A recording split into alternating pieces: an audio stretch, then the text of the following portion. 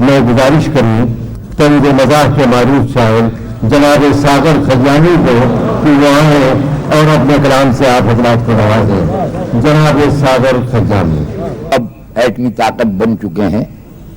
اب یا تو جنگ ہوئی بھی نہیں، اور اگر ہوئی تو پہلی فلائٹ سے بنی آئیں گے.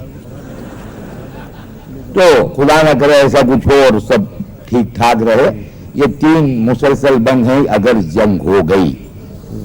ابر ہوگا نہ سمندر نہ زراعت ہوگی، دھرتی ہوگی نہ ہوا اور نہ حرارت ہوگی. بم جو برسیں گے فضاؤں سے قیامت ہوگی.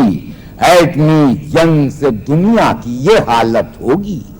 قیس دکھلائی نہ دیں گے کہیں چھونے کے لیے، وہ ہاتھ آئیں گی نہ لہلائیں نمونے کے لیے. ہاتھ آئیں گی نہ لہلائیں نمونے کے لیے. جرأتیں دیکھ کے لگتا ہے یہ فرزانوں کی، شمع بجھ جائے گی اس بھیڑ سے پروانوں کی. باتیں سچی بھی ہوا کرتی ہیں دیوانوں کی، مونچھیں گدی میں نکل آئیں گی انسانوں کی. وقت سے پہلے قیامت کے قیامت ہوگی، اسطوروں سے نہیں توپوں سے حجامت ہوگی. برق کے ہوں گے شجر، آگ کے گلشن ہوں گے. اتنے پس جائیں گے پربت کے یہ منجن ہوں گے. شیخ ہوں گے نہ مغل اور نہ برہمن ہوں گے. چوف ہوں گے نہ نکولائی نہ ریگن ہوں گے.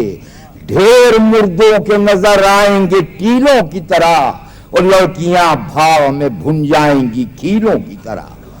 یہ 3 خطوں کی فرمائش ہے، وہ بھی سن لیں. یہ دلی میں لگی سڑکوں پر جاموں کے نام، بستی آبادیوں کے نام. یہ بولا دلی کے کتے سے گاؤں کا کتا،